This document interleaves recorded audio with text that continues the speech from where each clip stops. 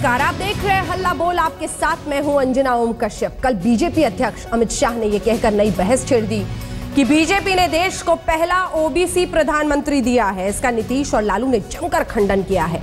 अमित शाह के इस बयान को बिहार विधानसभा चुनाव के मद्देनजर भी देखा जा रहा है, जो कुछ महीनों के बाद होने वाला है।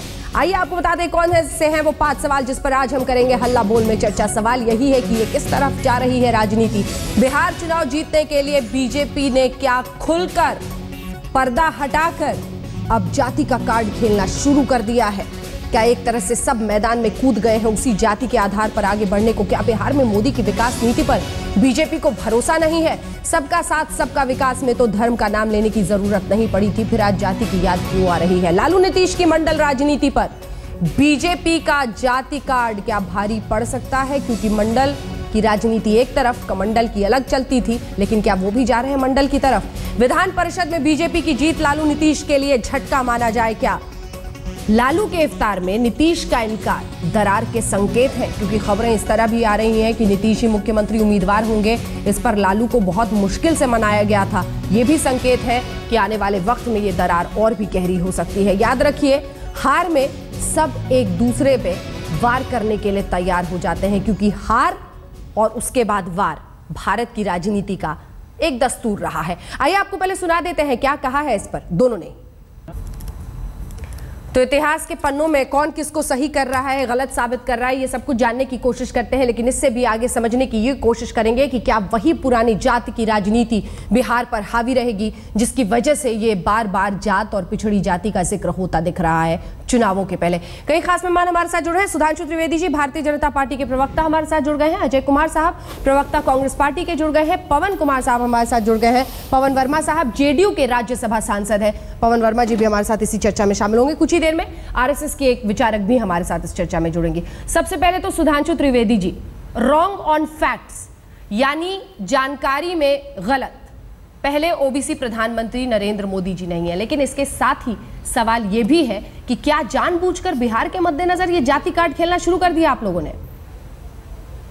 देखिए अंजना जी, जो बात लालू प्रसाद यादव जी कह रहे हैं रॉन्ग ऑन फैक्ट्स, अगर बिल्कुल कंक्रीट फैक्ट्स पे जाएं, नेता को नेता मानकर स्थापित करना और संयोगवश या दुर्घटनावश या कुछ नेताओं के द्वारा अपने को बचाने के लिए या किसी व्यवस्था के तहत किसी को बनाकर रखने में अंतर है। 1996 का वो बताते हैं ना देवगौड़ा जी के बारे में। 96 में प्रधानमंत्री का प्रोजेक्टेड उम्मीदवार कौन था और सबसे पहले सरकार में शपथ ग्रहण किसने की थी? फैक्ट क्या है? अटल बिहारी वाजपेयी थे और पहली सरकार उनकी बनी। बाद में दुर्घटनावश तो आप लोगों ने भी कई प्रधानमंत्री देश में बनाए हैं। हाँ ठीक है, आप बात पूरी कर लीजिए। हाँ ठीक है, मैं पूरी बात कर लेता जी। जिस प्रधानमंत्री के बारे में लालू प्रसाद यादव जी, जो कि केवल मुख्यमंत्री थे उस समय, वो दावे से कहें कि मैंने बनाया है, तो उस नेता और नेतृत्व के प्रति कितना सम्मान और आदर है यह स्वतः परिलक्षित हो जाता है। कहने का भाव यह स्पष्ट है कि यदि किसी को नेता माना तो नेता मानकर स्थापित किया। तो भारतीय जनता पार्टी ने अमित शाह जी की बात लेटर और स्पिरिट दोनों में बिल्कुल सही उतरती है। ठीक है, अब दूसरा जवाब, सबका साथ सबका विकास। खुद ही भरोसा उठ गया आपका, जाति कार्ड खेलना पड़ रहा है। देखिए, उन्होंने किसी जाति का नाम लिया है क्या? अरे समाज के अलग अलग वर्ग हैं, अगड़ा पिछड़ा दलित, सबका सम्मान, सबकी पहचान, सबकी आवश्यकताओं को पहचान कर उन्हें स्थापित करना, इसमें कहां पर यह वर्ग की बात ही कही है, जाति की नहीं। जाति और वर्ग को एक साथ जोड़ने का प्रयास नहीं करना चाहिए। जाति तो वो होती जो लालू प्रसाद यादव जी, याद करिए, पवन वर्मा जी बैठे हैं, जब लालू प्रसाद यादव जी का शासन था तो क्या बोलते थे? अरे अब ललुआ खाएगा हलुआ, और दूसरी जाति का नाम लेकर कहते थे फलनवा खाएगा बलुआ। ये होती है जात की राजनीति, जब स्पष्ट जाति का नाम लेकर आप विद्वेषात्मक राजनीति करते हैं, या वो राजनीति जो जातियों का नाम लेके कहती थी इनको मारो जूते चार, इस प्रकार की। ठीक है, एक वर्ग का नाम लेके उनकी पहचान और सम्मान की बात की, इसमें कौन सी बात का विरोधाभास है जातिवाद का? ठीक है, चूंकि बिहार की चर्चा है इसलिए पवन जी मैं पहले आपके पास आना चाहती हूँ। ये जो दोनों ही मुद्दों पर वो कह रहे हैं कि दुर्घटनावश में और प्रचंड जनादेश के साथ प्रोजेक्टेड पीएम बनने में फर्क है, और दूसरी बात वो कह रहे हैं वर्ग के कॉन्टेक्स्ट में बोला गया है। देखिए, पहली बात तो मैं ये कहना चाहता हूं कि प्रधानमंत्री देश का कोई भी हो, एक गरिमापूर्ण एक पोजीशन है और देवेगौड़ा जी को इस तरह से उनके बारे में बात करना सुधांशु जी को शोभा नहीं देता। वो प्रधानमंत्री थे और ये फैक्ट है कि वो ओबीसी या बैकवर्ड कास्ट के वोकल लीगा कास्ट के थे और अमित शाह जी तथ्यों पे गलत थे। शायद वो अपने लीडर नरेंद्र मोदी के साथ को ही अपने लीडर नरेंद्र मोदी के तथ्यों पे गलत होने पर उन्हीं का साथ दे रहे हैं, क्योंकि नरेंद्र मोदी जी ने भी कहा था कि अलेक्जेंडर या सिकंदर बिहार तक आ गए थे। तो खैर छोड़िए, इन बातों को छोड़िए, गलती हो गई उसको मान लेना अच्छा होता है, उसका हर चीज का अनसस्टेनेबल एक्सप्लेनेशन देना गलत होता है। जहां तक दूसरी बात है, बीजेपी जिसने नारा दिया था और आपने खुद उसका जिक्र किया, सबका साथ सबका विकास, आज जिस मायूस पोजीशन में है उसके पास जातिवाद के अलावा और कोई कार्ड बचा नहीं है और वो भी इस तरह से खेल रही है कि जैसे वही इन जातियों के लिए कुछ करती है। नीतीश कुमार जी ने बिल्कुल सही कहा, किसी जाति के होने के वजह से ये नहीं मतलब होता कि आपने उनके लिए कुछ किया हो। आप आर्थिक कल्पना बीजेपी की देख लीजिए अंजना जी, और आप देखेंगी ना उसमें गरीब है, ना उसमें मजदूर है, ना उसमें किसान है और न ही उसमें मध्य वर्ग है। कुछ धन पशु लोग हैं जिनका इजाफा हो रहा है और ये देश देख रहा है। तो इसलिए जो पिछड़ी जातियां हैं, जो अति पिछड़ी जातियां हैं, उनकी पीड़ा क्या है, जरूरतें क्या है, उस पर बीजेपी अगर ना बात करे तो अच्छा है। हाँ, लेकिन आपकी जो पूरी राजनीति और उनसे मैं एक सवाल अपने अंदर भी झांकिए ना सर, अपना भी तो देखिए। आपकी तो पूरी नींव ही उसी जाति की कार्ड पर है, अति पिछड़ा।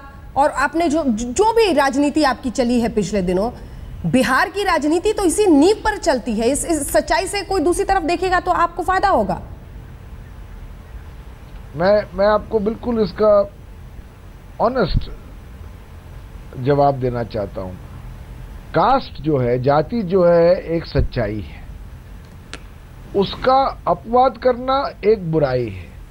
नीतीश कुमार की सरकार ने बिहार में ये कोशिश की है कि जो पिछड़ी जातियां हैं वो भी आर्थिक विकास में सम्मिलित हों। नहीं, आप मेरे सवाल से भाग रहे हैं सर। मेरा सवाल ये है कि आप भी बैठ के रात में पेन पेपर लेके यही करते हैं। 17% मुस्लिम, कितने अति पिछड़े, कितने पिछड़े, यही काम है राजनीतिक पार्टियों का और इसी पर वो आगे बढ़ती है। मैं लौटूंगी इस पर मैं लौटूंगी सर आपके पास। सच्चाई यही है, आप भी जानते हैं पवन जी। मैं इस पर एक बार अजय जी के पास जाना चाहती हूँ। अजय जी, मैं आपको फ्लैशबैक में ले जाना चाहती हूँ। उत्तर प्रदेश चुनाव, विधानसभा चुनाव, राहुल गांधी यूपी में गए हुए थे और उन्होंने कहा मीडिया के सामने आकर, जैसे अचानक उन्हें ज्ञान हो गया, उन्होंने कहा कि हिंदुस्तान की राजनीति की सबसे बड़ी सच्चाई जाति है, हम भी उसको दरकिनार करके आगे नहीं बढ़ सकते। तो आप लोगों ने तो पहले ही चक्रव्यूह के बाहर ही सब हथियार डाल दिए थे, तो आप किस मुंह से कहेंगे कि उनका ये करना गलत है?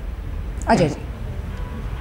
नहीं, देखिए, जैसे पवन जी भी कह रहे थे, ये जात जो है राजनीति की सच्चाई है, लेकिन पहले तो मुख्य सवाल ये है जो सुधांशु जी और भारतीय जनता पार्टी आरएसएस को मैं दाग देना चाहूंगा कि जिस तरह से वो हाँ को ना कर देते हैं, ना को हाँ कर देते हैं, इतिहास को बदल देते हैं और ऐसी बातें जो आपके सामने रखेंगे जो गलत बात होगी और बार बार उसको कहेंगे, तो इसी उम्मीद में कि वो सच हो जाएगा।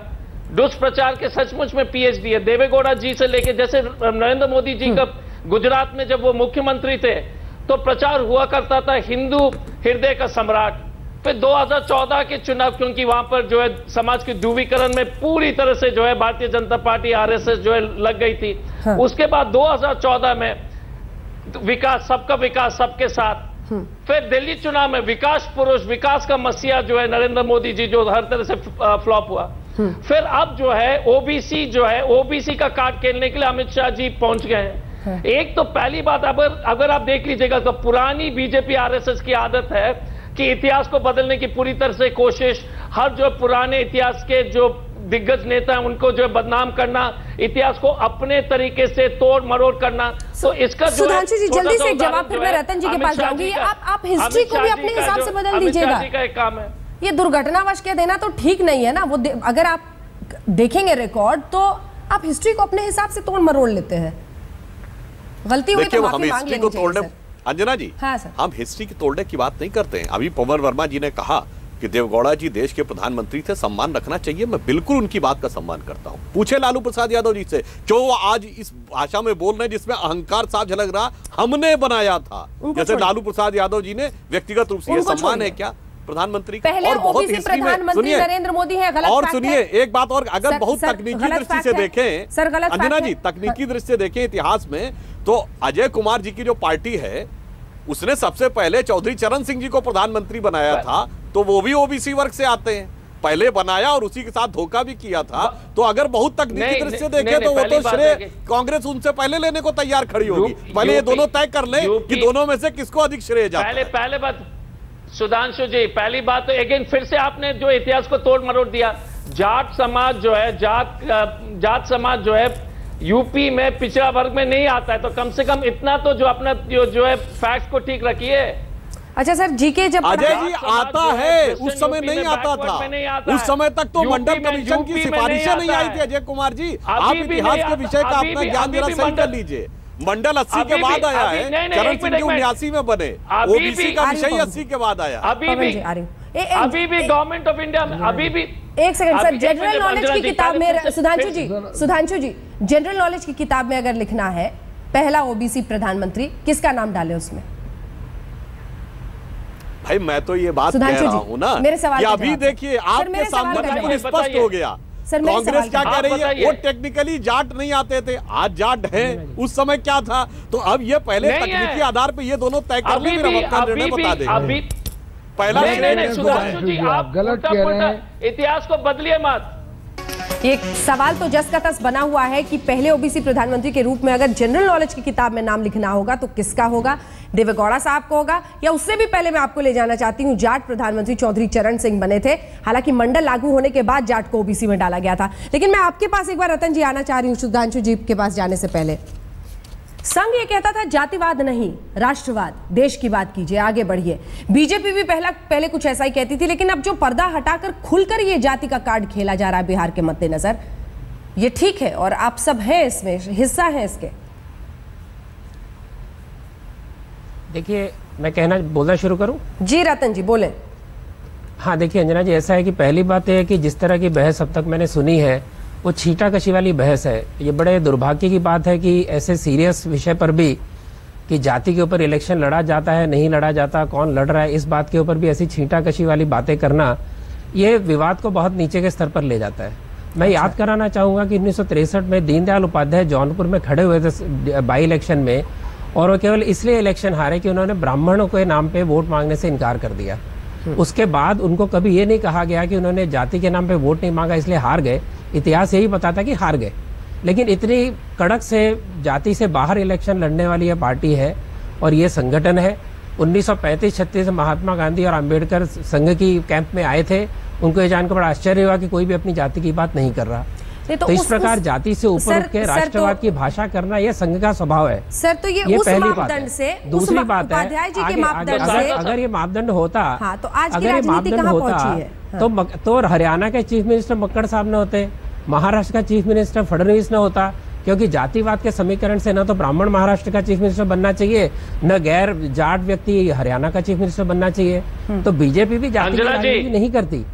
अगर एक मिनट मेरी बात पूरी करने दीजिए, लेट आया हूँ, प्लीज माफ कीजिए मुझे, जरा माफ कीजिए मुझे, बात पूरी करने दीजिए पवन जी, एक मिनट पूरी करें जल्दी। अगर आप याद करें तो अगर आप याद करें तो ब्राह्मणवादी पार्टी कहकर बीजेपी को लगातार बदनाम करने वाले, संघ को बदनाम करने, यही सामने जातिवाद खेलने वाले सो कॉल्ड प्रगतिशील लोग हैं। नहीं तो उसके अंदर अगर इस ब्राह्मणवाद के टप्पे को हटाना है, और अमित शाह ने गिना दिया कि अगर अमित शाह ने गिना दिया कि ओबीसी है तो कोई दिक्कत की बात नहीं है। क्या दिक्कत है उसमें? अगर आप ब्राह्मणवाद का ठप्पा लगाना चाहते हैं हम पर, और अगर अमित शाह उसको तोड़ के बताना चाहते हो, दिक्कत क्या आपको? आपके खेल को उन्होंने बिगाड़ दिया, समाजवादी पार्टियों के जातिवाद खेल को बिगाड़ दिया, इसका दुख है आपको? वास्तव में दुख उनको इसका है कि उन्हीं के चार अंजना जी आरएसएस ये जो अजय जी कह रहे हैं इतिहास तोड़ना मरोड़ना, क्षमा कीजिए अजय जी, आप बहुत झूठ बोल रहे हैं। संघ ने कभी इतिहास तोड़ा मरोड़ा नहीं, संघ ने छुपी बातें बाहर निकाली है। इतिहास आपने मरोड़ा है, कांग्रेस ने इतिहास मरोड़ा है। तो हमको बोलने दीजिए। आपने लगातार नेहरू को देवता बनाया, जबकि उसके अंदर भी गलतियां थी। बीजेपी इतना ही किया कि उस वंश की गलतियों को संघ ने उजागर किया है। और आपका वीर सावरकर और गोवालकर ने तो अंग्रेजों को मदद किया, क्विट इंडिया में तो आपने अंग्रेजों को मदद किया, तो उस पर मत जाइए। बहुत गलत बात है, ये इतिहास आप तोड़ मरोड़ रहे हैं। डॉक्टर हेडगेवार 1942 में जेल में गए 2 बार। डॉक्टर हेडगेवार 1935 में जेल में गए हैं, 2 साल वो अंग्रेजों के विरुद्ध जेल में गए। इस तरह के गलत इतिहास जल्दी से वापस लौटेंगे और जो बुनियादी सवाल है जिनको हम उठाने की कोशिश कर रहे हैं आज की राजनीति के परिप्रेक्ष्य में, और जो सवाल हम आपसे पूछ रहे हैं वो यही कि क्या मुहर लगेगी जात पर? क्या बीजेपी ने भी हथियार डाल दिए हैं जाति के सामने? जाति कार्ड खेल रही है क्या बीजेपी? ये सवाल हमने आपसे भी पूछा था। 55% हल्ला बोल देखने वाले दर्शक मानते हैं कि हाँ, जाति का कार्ड खेल रही है बीजेपी। अगर ये कहते हैं कि हमने ओबीसी प्रधानमंत्री देश को दिया है बीजेपी अध्यक्ष, तो कुल मिलाकर अब सवाल इसी के इर्द गिर्द है कि जाति का कार्ड तमाम पार्टियां खेलती आई हैं बिहार में, और जो केंद्र के चुनाव में सबका साथ सबका विकास का नारा दे रहे थे, क्या उन्होंने भी अब समझ लिया है कि अगर बिहार में आपको पार पाना है तो उसी जात की नैया पर सवार होना होगा? सभी खास मेहमान लगातार हमारे साथ बने हुए हैं जिनसे हम चर्चा कर रहे हैं, लेकिन ब्रेक पर जाने से पहले पवन वर्मा जी, आप कुछ कहना चाह रहे थे। मैं चाहती हूं कि आपके पास आऊं और इस सवाल का जवाब मैं आपसे जरूर लूं कि ठीक है सर, आपके पास भी आऊंगी। आ रही हूं Ajay ji, 1 minute sir, 1 second. पवन जी, सबसे बड़ी दिक्कत क्या है कि बिहार की राजनीति की सच्चाई आप कह देते हैं, हाँ ये सच्चाई है, हम इसको नहीं नकार सकते, लेकिन आपने तो उसको तराशा है, आपने गढ़ा है, आपने नए नए परम्यूटेशन कॉम्बिनेशन खोजे हैं कि कैसे अति पिछड़ा तक हम पहुंच सके, कौन मेरा वोट बैंक है, कौन क्या है। तो फिर तो वो मॉरल हाई ग्राउंड तो है ही नहीं सर आपके पास। मैं 3 चीजें कहना चाहता हूं, समय कम है आपके पास हमेशा। पहली बात, हमने अति पिछड़ा महादलित जरूर गढ़ा है, वो इसलिए गढ़ा है क्योंकि हम चाहते हैं कि विकास न्याय के साथ हो और विकास की उपलब्धियां उन तक पहुंचे। ये हमारी गलती जरूर है। दूसरी बात, जब लोग पिछड़े और अति पिछड़े के प्रति असल संवेदना नहीं रखते हैं, हाँ। और उनका नाम केवल इसलिए इस्तेमाल करते हैं कि इलेक्शन जीत सके या राजनीति के रणनीति के तहत, तब सच का झूठ और झूठ का सच होता है। अमित शाह जी को देश के सामने माफी मांगनी चाहिए कि उन्होंने इस तरह का जानबूझकर गलत बयान दिया। तीसरी चीज, अगर बीजेपी मान लीजिए जाति पर आज इतना जोर दे रही है, हाँ। तो वो सामाजिक आर्थिक जाति आधारित सर्वेक्षण को क्यों नहीं सार्वजनिक कर रही है? बिल्कुल, क्यों वो छुपा रही है ये तथ्यों को? बिल्कुल, मैं उनसे पूछना चाहता हूं। सुधांशु जी जवाब दीजिए इसका, तीनों का। जी देखिए, ये मैं तीनों विषयों का जवाब देना चाहता हूं। एक बात और स्पष्ट करना चाहता हूं कि जैसा ऐसा प्रोजेक्शन जा रहा है जैसे अमित शाह जी ने कोई अपनी तरफ से जाति का कार्ड खेला, हाँ। सत्य या नहीं है? प्रसंग क्या था ये जानने की आवश्यकता है। भारतीय जनता पार्टी ने ओबीसी मोर्चे का गठन किया है। जैसे हमारे यहाँ दलित मोर्चा है, अनुसूचित जाति मोर्चा है, अल्पसंख्यक मोर्चा है, महिला मोर्चा, उसी प्रकार उस मोर्चे के द्वारा गठित होने पर अमित शाह जी के अभिनंदन कार्यक्रम में, चूंकि प्रसंग ही ओबीसी मोर्चा था, तो उस पूरे कॉन्टेक्स्ट में बात बोली गई है, जिसमें कि कुछ वाक्यों को अलग रखकर जब सुना जाता है तो ऐसा लगता है जैसे बड़ी स्पेसिफिक यानी केंद्रित जाति आधारित अपील हो रही है। तो सत्य तो फैक्ट्स है ना सर, कहीं भी बोले जाए वो सही होने चाहिए। नहीं सुधांशु जी, हम ये कहना चाहते हैं जो शारदा जी ने बात कही, उस बात में बिल्कुल सत्यता है। हमारे यहाँ वर्ग को ध्यान रखकर व्यक्ति को आगे बढ़ाया जाता, कार्य और क्षमता को ध्यान में रखे। हमारे जितने ओबीसी मुख्यमंत्री मैं दावे के साथ कहता हूँ, ज्यादातर की जात पूछिए तो यहाँ बैठे हुए लोगों को नहीं पता होगा। नरेंद्र मोदी जी की जात कितने साल बाद 12 या 13 साल के बाद जाकर इसका अर्थ ये हुआ, मुझे बात पूरी करने दीजिए। और आप लोग अजय कुमार जी और पवन वर्मा जी, आप दोनों लोग लालू प्रसाद यादव जी के साथ खड़े हैं, जो बिहार में कहते थे don't cast your vote, vote your caste. मैं चाहता हूं आप दोनों यहीं पर भर्त्सना करिए कि वो वाक्य गलत था। भारत की राजनीति में जो सीधे कह रहे हैं don't vote your vote, vote your cast, ये रिकॉर्डेड बयान काम करते थे। आप तो सिर्फ उनका इस्तेमाल। अरे भाई, आप ठीक है, जीतन राम मांझी महादलित मैंने बनाया मुख्यमंत्री, किसने प्रचारित किया? अब आपने प्रचारित किया। अब अजय जी जरा उनके सवाल का जवाब याद कराना चाहूंगा कि मांझी को गिराने वाले आप लोग हैं, वो वाकई आपसे मांझी सहन नहीं हुआ। Vote your cast, vote your cast कहते थे। दूसरे को बोलने पहले, हाँ अजय जी पहले बात, नहीं स्पेसिफिक जवाब दीजिए, स्पेसिफिक जवाब दूंगा, लेकिन एक चीज पर जरूर, एक चीज जरूर कहना चाहूंगा कि बीजेपी और आरएसएस को जो है दुष्प्रचार करने का पीएचडी इसलिए देना पड़ेगा क्योंकि आप देख लीजिए कि बोलते हैं कि अजय जी आपने तो सारा इतिहास बदल दिया, आप किस दुष्प्रचार की बात करते हैं? अजय जी आपको बोलना शोभा नहीं देता? तो मुझे बोलने दीजिए। आपने सारे इतिहास को नेहरू गांधी परिवार का इतिहास बना दिया है। सर प्लीज आप लोग एक एक करके गलत बोलेंगे तो बोलने नहीं दूंगा मैं, गलत मत बोलिए। और दुष्प्रचार के पीएचडी हैं, दुष्प्रचार के पीएचडी हैं। पहले तो दूसरे को बोलने दीजिए, जब आप बोल रहे थे तो हम टोक नहीं रहे थे, तो आप शांति से सुनिए, सुनने का क्षमता रखिए राकेश जी। आप गलत बोल रहे हैं ना आप, लेकिन ये कहते हैं कि आप झूठ बोल रहे हैं। आप तो झूठ बोल रहे हैं राकेश जी, आप झूठ बोल रहे हैं, तो शांति से रहिए। पहली बात है कि जब ये कहते हैं, ये अमित शाह कहते हैं पिछड़े जात के पहले प्रधानमंत्री, तो ये अच्छी बात है। ये व्यापम में अगर भ्रष्टाचार है, ये 100 वॉट्स वाली सरकार है। मैं कहूं तो ठीक है, जैसे गंगा में आपने डूब करके जो पवित्र हो गए, ये पिछड़ा वाली, ये सांप्रदायिकता बढ़ाते हैं तो वो ठीक है, वो सांप्रदायिकता नहीं बढ़ाते हैं, ये जातिवादी नहीं करते हैं। पूरे देश में इन्होंने पिछले लोकसभा चुनाव में प्रचार किया था कि पिछड़े जात के मोदी जी हैं। और पवन वर्मा जी ने ठीक कहा, ये तो सिर्फ जात को, इस पिछड़े लोग का जो जात का नाम इस्तेमाल कर रहे हैं अपने संकीर्ण व्यक्तिगत फायदा के लिए। हाँ। और लैंड एक्विजिशन, भूमि अधिग्रहण, सभी नीति जो है ये पिछड़े जात और दलित आदिवासी के खिलाफ कर रहे हैं। ठीक है, किसान के जमीन हड़प रहे हैं। सर आप हाईवे पर निकल गए, एक सेकंड। अरे अजय जी आप हाईवे पर निकल गए, वापस आइए। वोट योर कास्ट, ठीक है ना, आप उस व्यक्ति के साथ खड़े हैं, आप उस व्यक्ति के साथ खड़े हैं साहब, ये कहना उस पर जवाब दीजिए। वर्तमान में अंजना जी, अगर वर्तमान आप गठबंधन को देख लीजिए जो वर्तमान बिहार में है, जेडीयू, बीजेपी, जेडीयू,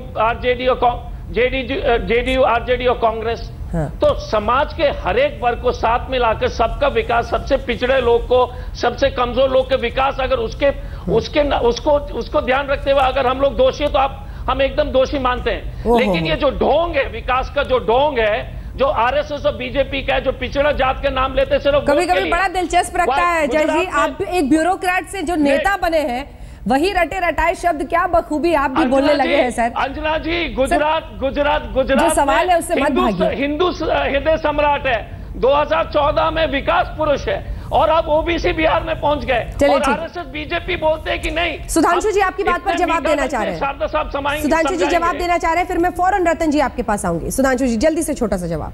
देखिए, हमारे नेता लोग राष्ट्रवाद, निष्ठा और क्षमता पर स्थापित होते हैं। चूंकि जाति की प्रासंगिकता आ जाती है तो प्रसंगवश वह विषय आता है। मैं अजय कुमार जी को एक बात याद दिलाना चाहूंगा, ये बताइए भारत की राजनीति में सबसे घनघोर, देखिए मुझे पूरे बोलने दीजिए, आप बोल रहे थे, मैं डिस्टर्ब नहीं कर रहा था अजय कुमार जी। भारत की राजनीति में सबसे घनघोर जातिवादी नारा क्या था? तिलक तराजू और तलवार, इनको मारो जूते चार। और उसके साथ 1996 के उत्तर प्रदेश विधानसभा में चुनाव पूर्व गठबंधन किसने किया? कांग्रेस ने बसपा के साथ। मैं जवाब पूछना चाहता हूं, उस दौर में जब ये नारा था, उस नारे के साथ कांग्रेस ने गठबंधन किया था, 36 और उसके बाद आप कहते हैं जातिवाद की पार्टी के साथ आपका गठबंधन है। आपका गठबंधन वर्तमान में 29 पार्टी के साथ है देश में, सब कास्ट। अरे मैं उस पार्टी की बात कह रही हूं जो कि घृणा और विद्वेष की पराकाष्ठा का नारा दे रहे थे, जाति के आधार पे जूते मारने की बात कह रहे थे, और आप वोट के लिए उसके साथ जाके खड़े थे। मुझे जवाब चाहिए इस बात का। चाहती हूं संघ की तरफ से। एक सेकंड सर, आप रामविलास पासवान के साथ किस लिए खड़े हैं? जो कहता था भारत जलाओ पार्टी, किस लिए खड़े हैं आप उनके साथ? मान्यवर, यहाँ विषय जात का है, बाकी जिस विषय में चाहिएगा उस पर विस्तृत पार्टी डिस्कशन हो सकता है। मैंने आपसे प्रश्न पूछा, ये बताइए पवन वर्मा जी, सुनिए, भारतीय जनता पार्टी आरएसएस जब प्रवचन देने लगते हैं तो थोड़ा सा गले से उतर नहीं पाता है, क्योंकि जो है आप। अंजना जी एक वाक्य पूरा कर लूं, ठीक है खुशवा जी। अंजना जी एक वाक्य, ठीक है अजय जी, चूंकि आप दोनों उन पर सवाल कर रहे हैं, जरा उनसे जवाब सुन लीजिए, ठीक है, जल्दी से, लेकिन सर एक लाइन में कंक्लूड कीजिएगा। रतन जी के पास जाना है और फिर पवन जी के पास। जी, मैं एक लाइन में कहूंगा, अजय जी और पवन वर्मा जी दोनों आज लालू यादव जी के साथ हैं। याद करिए लालू यादव जी क्या बोलते थे बिहार में? परवल खा रहा हूं। परवल में क्या था, नाम नहीं लेना चाहता हूं, 4 जातियां। भूरा बाल निकाल रहा हूं, क्या था? 4 जातियों का नाम लेकर। बोलिए, आज मैं चाहता हूं आप कहिए कि ये जातियों का नाम ले लेकर घृणा की राजनीति करने वाले लालू प्रसाद यादव, मैं चाहती हूं पवन जी आप इसका जवाब दें। पवन जी मैं चाहती हूं आप इसका जवाब दें, क्योंकि बहुत महत्वपूर्ण सवाल उन्होंने कहा। परवल, पारा वाला 4 जातियों के लिए कहते थे। भूरा बाल, 4 जातियों के लिए कहते थे, जातियों के लिए कहते थे। जवाब चाहिए पवन वर्मा जी। बहुत संक्षिप्त जवाब देना चाहता हूं कि मेरे मित्र सुधांशु जी आज अमित शाह जी ने जो राष्ट्रव्यापी गलती की है उसको छुपाने के लिए लालू यादव जी ने क्या कब कहा, आज से 20 साल पहले से उसको उखाड़ कर ला रहे हैं। हकीकत यह है कि जाति का इस्तेमाल बीजेपी करती चली आई है। जो ध्रुवीकरण में वो विश्वास करती, चाहे वो धर्म के नाते हो चाहे वो जाति के नाते, आज उसने उसको एक रणनीति बना लिया है और अपना रूप एक बहुरूपिया की तरह बदलती रहती है। औरों पर आरोप लगाती, खुद उसका इस्तेमाल करती है। जहां उसको फायदा हो वो जाति का कार्ड प्ले करती है। सुधांशु जी जल्दी से, मैं रतन जी के पास नहीं जा पाएंगे। एक लाइन यदि हम जाति का कार्ड खेलने की मानसिकता रखते तो श्री लाल कृष्ण आडवाणी और श्री नरेंद्र मोदी जैसे नेता हमारे यहाँ उस ऊंचाई पे नहीं होते। अगर जातिगत गणना में देखें तो उनकी जातियां नगण्य के समान करके एक प्रधानमंत्री शिवराज सिंह चौहान जी की जाति मध्य प्रदेश में नगण्य के समान राजनीति को खेला है। चलिए मैं जल्दी से रतन जी आपसे जल्दी से रिएक्शन चाहती हूँ। संघ, ठीक है, डबल स्टैंडर्ड्स का ये आरोप हर पार्टी पर है। मैं रतन जी आपके पास आना चाहती हूँ। ये ठीक है कि आपने ऐसे ऐसे नाम गिनाए जिसको लेकर वाकई लोगों के मन में आदर हो, सम्मान हो, लेकिन आज जहां राजनीति जा रही है और जिसका हिस्सा बीजेपी भी बन रही है, उस पर क्लियर स्टैंड बताइए। संघ क्या कहता है? Clear stand. देखिए, संघ ने कभी भी जाति के ऊपर अपना संगठन नहीं चलाया, ये तथ्य है। अगर जाति पे चलाती तो अगर आप तथ्य पे जाएंगे तो फिर ये राजनीति अच्छी है या गलत है? टॉप लीडर नहीं, फिर ये राजनीति अच्छी है या गलत है? इलेक्शन की अपनी राजनीति है, संगठन की अपनी राजनीति है। इलेक्शन की राजनीति में 10 मुद्दे आएंगे, उसमें एक आध मुद्दा ऐसा भी आएगा जो कांग्रेस समाजवादी के गेम पर गेम खेला गया, इसमें कष्ट होता है। समाजवादी कांग्रेस को प्रेम नहीं है इस बात से, उनको कष्ट है कि वो बीजेपी ने इस प्रकार का पैंतरा अपनाया है। सवाल यही है और सबसे बड़ी चिंता भी यही है कि क्या आने वाले वक्त में ये जाति का कार्ड और भी जबरदस्त तरीके से खुल के मैदान में, ईमानदार जवाब दीजिएगा प्लीज सुधांशु जी, खुलकर मैदान में एक तरह से उतरना पड़ा जाति के कार्ड के साथ सुधांशु त्रिवेदी जी, बिहार की राजनीति को समझते हुए? ईमानदार जवाब दीजिएगा। देखिए, हमें स्पष्ट रूप से कहना चाहते हैं, हमने जाति का नाम नहीं लिया, वर्ग का नाम लिया है और समाज के वंचित वर्गों के उत्थान के प्रति हम प्रतिबद्ध हैं। अमित शाह जी का वक्तव्य उसी के अनुरूप था। अगर हम जाति का कार्ड खेल रहे होते तो हमारे यहाँ भी जाति आधारित नेता होते और जैसे समाजवादी आंदोलन जातिवादी दलों में विघटित हो गया वैसे ही होते। हमारे यहाँ फिर ऐसी जातियों के व्यक्ति नेता नहीं होते जिनकी जातियों की संख्या बहुत छोटी है। हमारे यहाँ ऐसा नहीं होता कि नेता बनने से पहले लोगों की जात पता होती, पद पे आने के बरसों बाद जात पता होती। मैं ईमानदारी से कह रहा हूँ, कल्याण सिंह जी के मुख्यमंत्री बनने के 6 महीने बाद मुझे कल्याण सिंह जी की जात पता चली, जबकि मैं भाजपा का कार्यकर्ता। सुधांशु जी, पवन जी, अच्छा पवन जी एक रिएक्शन जल्दी से। अगर आप इजाजत दे तो बस एक शेर से इनको जवाब देना चाहता हूँ। बहुत अच्छी बात। खतावार समझेगी दुनिया तुझे, बस इतनी भी ज्यादा सफाई न दे। चलिए ठीक है, आपकी इसी बात से आपकी बात का समापन करते हैं, लेकिन बस यही उम्मीद कि आप सफाई इतनी देने की आपको भी जरूरत न पड़े। कंक्लूडिंग रिमार्क 30 सेकंड है सर, बहुत वक्त कम है। अजय जी जल्दी से। हाँ अंजना जी, पहले तो सुधांशु जी से अनुरोध कर रहा हूं कि भारतीय जनता पार्टी इतना प्रवचन मत दे, क्योंकि जो बोलते हैं जो ठीक उल्टा करते हैं। पूरे कर्नाटका में येदियुरप्पा जी को जो एक लिंगायत लीडर के नाम पे जो है पूरी तरह से प्रचार किया, बिहार में पूरी तरह से इनके जो लीडर है फलाने जात बोलते रहते हैं और दुनिया को देश की जनता को समझते हैं कि ठीक है, इस मामले में तो कांग्रेस का हिसाब अच्छा है। ठीक है, आपका कांग्रेस का हिसाब अच्छा है, ना प्रवचन देते हैं ना उसको छिपाने की कोशिश करते हैं, खुलकर जाति और धर्म का कार्ड खेलते हैं। अंजना जी, सुधांशु जी एक लाइन। देखिए, पवन वर्मा जी ने शेर कहा तो मैं भी कहना चाहूंगा इन दोनों के लिए कि ताजिंदगी जातिवाद खेला और अब प्रवचन है कि सारी उम्र गुजारी है इश्क बुता में मोमिन, इस उम्र में अब क्या खाक मुसलमान होंगे। आप देखते रहिए आज तक। 57% जो सवाल हमने आपसे पूछा था, 57% लोग जो हल्ला बोल देख रहे हैं वो ये मानते हैं कि भारतीय जनता पार्टी जाति का कार्ड खेल रही है। सबका साथ सबका विकास का नारा एक वक्त पर जबरदस्त जीत दिला चुका है, इसकी जरूरत क्यों आन पड़ी है, ये पार्टी साफ जरूरत दिखाई दे रही है। इसी के साथ हल्ला बोल में इतना ही। देश दुनिया की बाकी खबरों के लिए आप देखते रहिए आज तक।